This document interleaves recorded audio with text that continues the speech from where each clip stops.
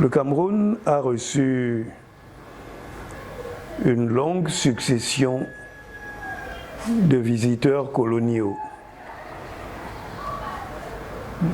depuis le XVe siècle. Les Allemands arrivent et dès 1884, ils signent des traités avec les indigènes, c'est ce qu'ils disaient, comme ça qu'ils nous appellent, les indigènes.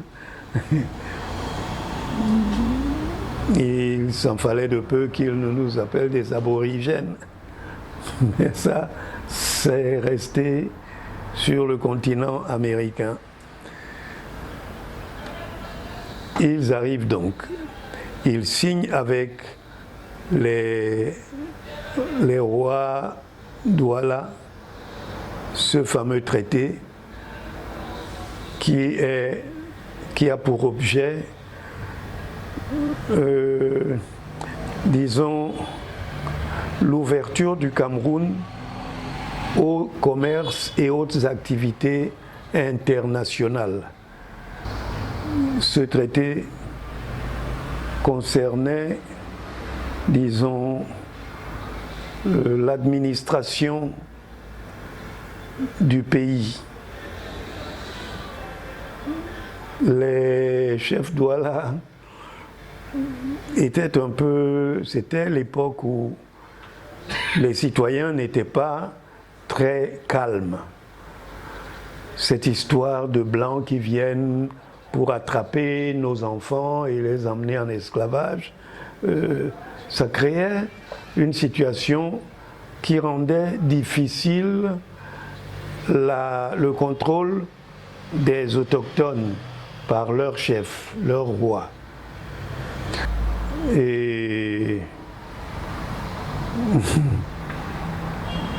les autochtones étaient assez perspicaces pour interdire l'accès à leurs lieux sacrés, pour se réserver le droit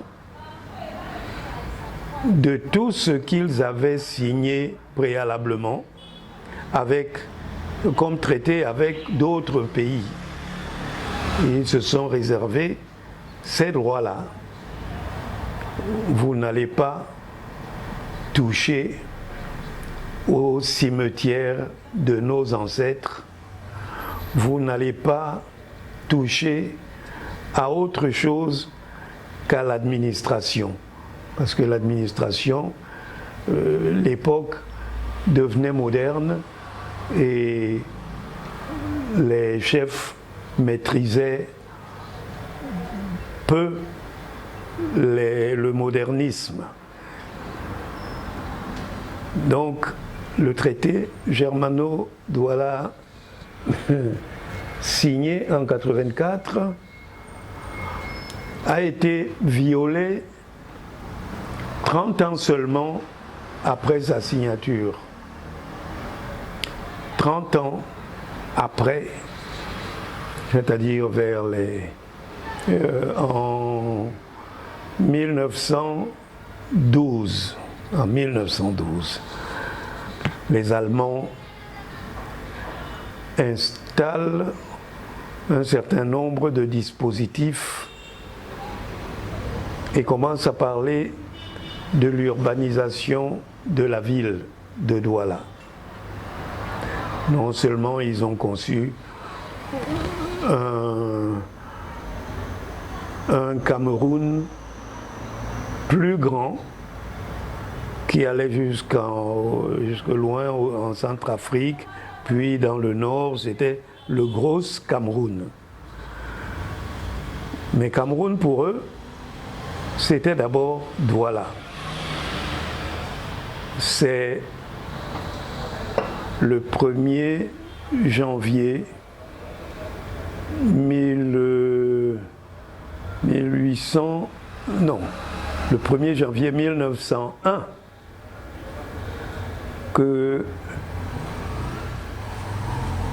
qu'ils ont appliqué une autre de leur moi j'appelle ça, de leur fantasme,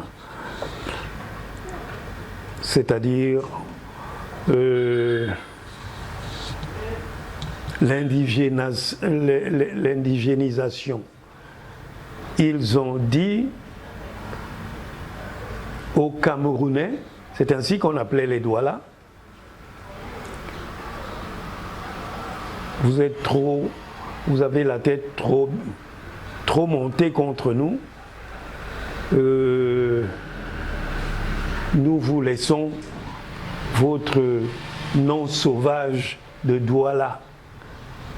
Hein, vous devenez Cameroun. Le mot Cameroun vient du portugais et de l'espagnol, donc ça vient d'Europe. C'est plus civilisé.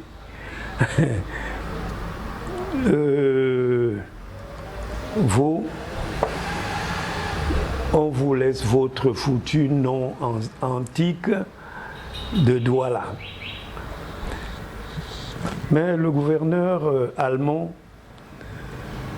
ne savait pas ce qui se passait en voyant les Douala organiser un véritable carnaval. Ils dansaient dans les rues, ils chantaient, dansaient, les tam-tams se battaient et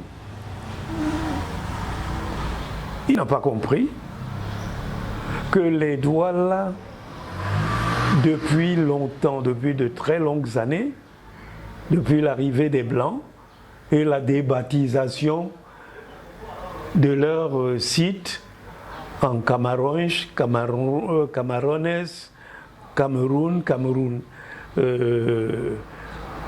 ils ne se sont jamais sentis dans la peau Cameroun. On les appelait des Camerounais.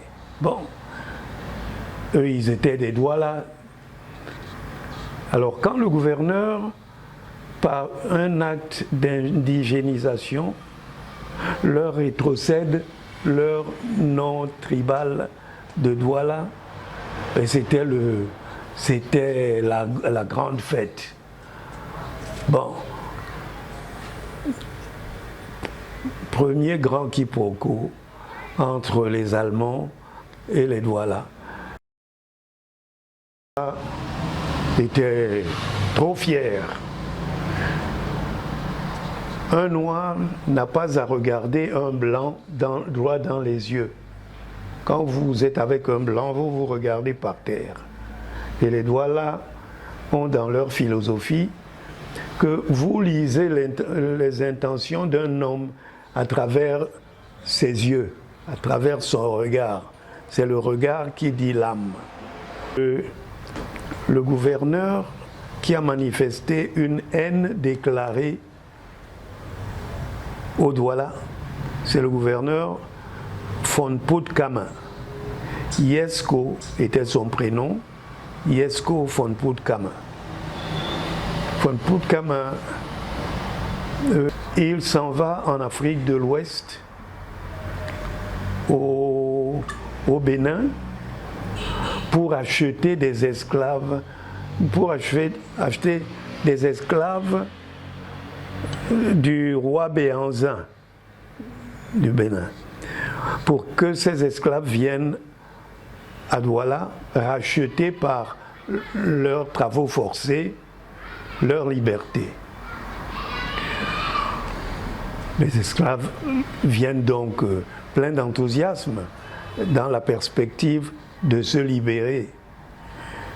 Mais les travaux forcés auxquels ils les ont soumis étaient tellement ingrats, tellement mal gérés dans la violence, etc.,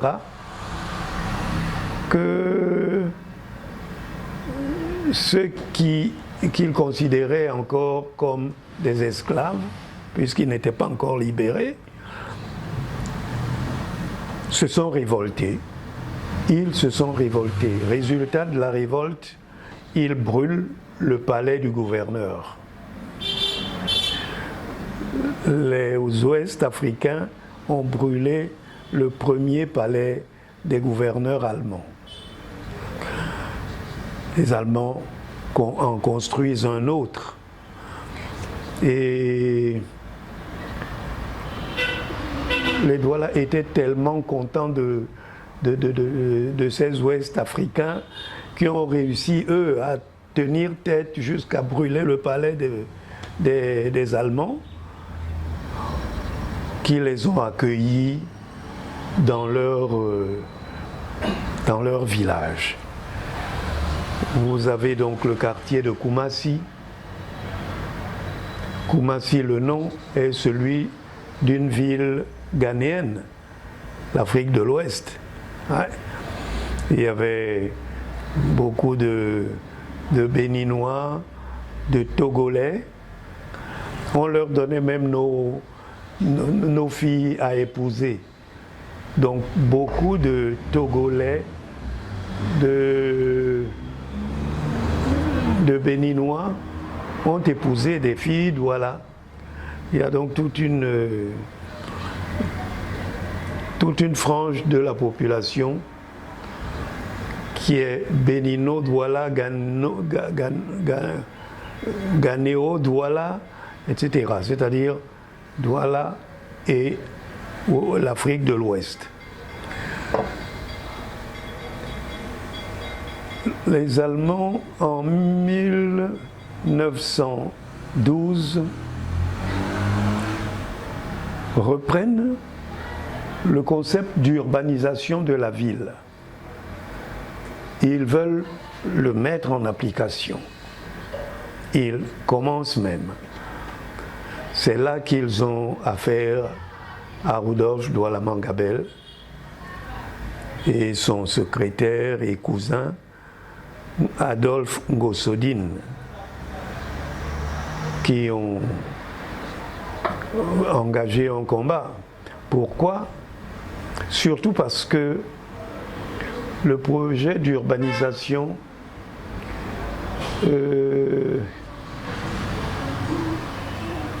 avait des sous-chapitres, deux sous-chapitres.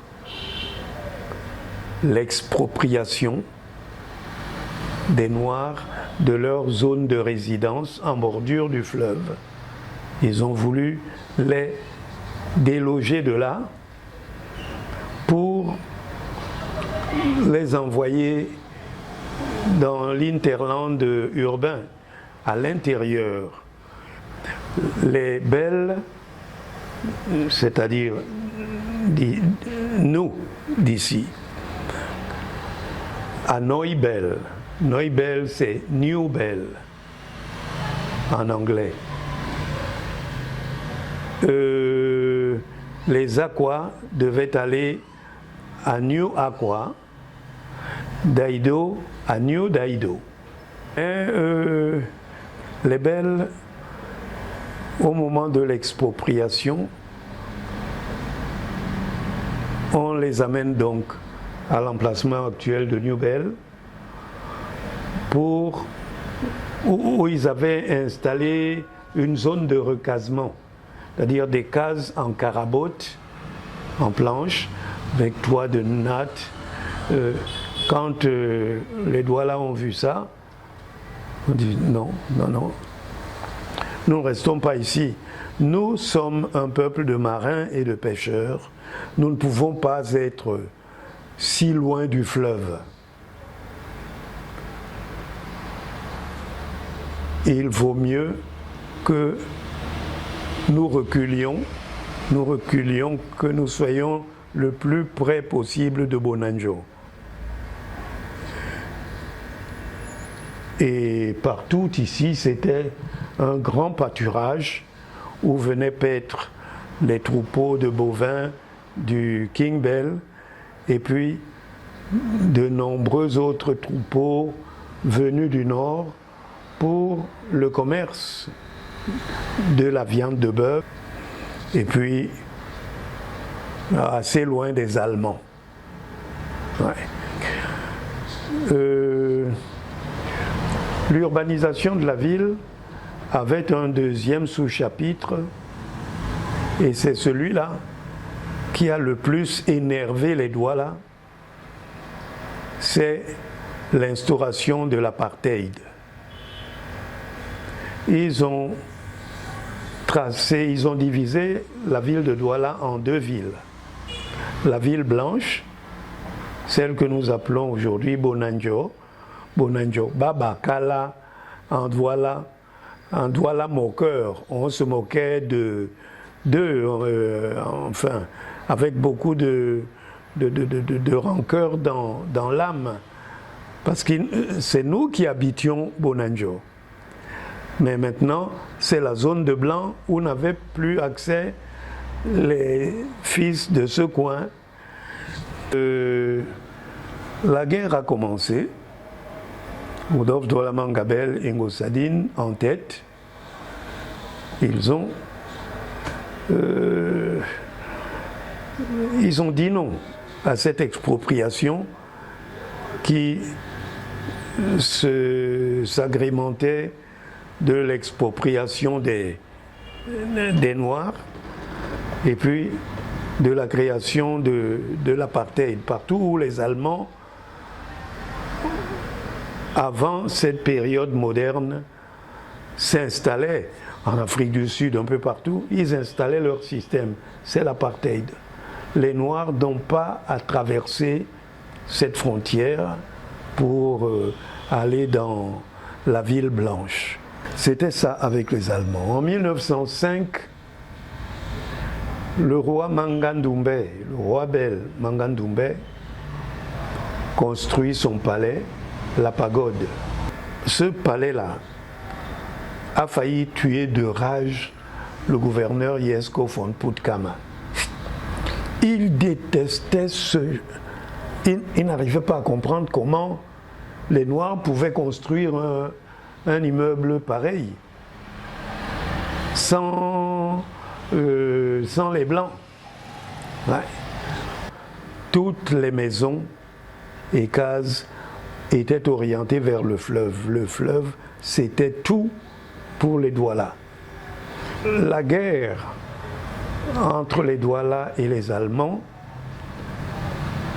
était une guerre secrète.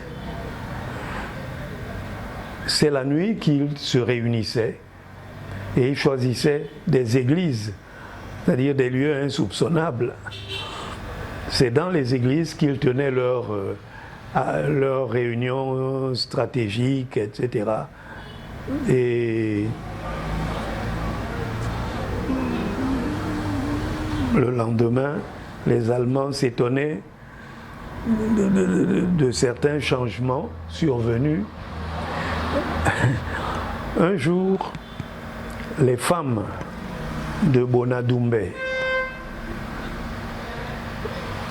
au moment où Adolphe Ngosodine, c'est-à-dire le cousin de Douala Manga, qui était en même temps son secrétaire, se propose d'aller en Allemagne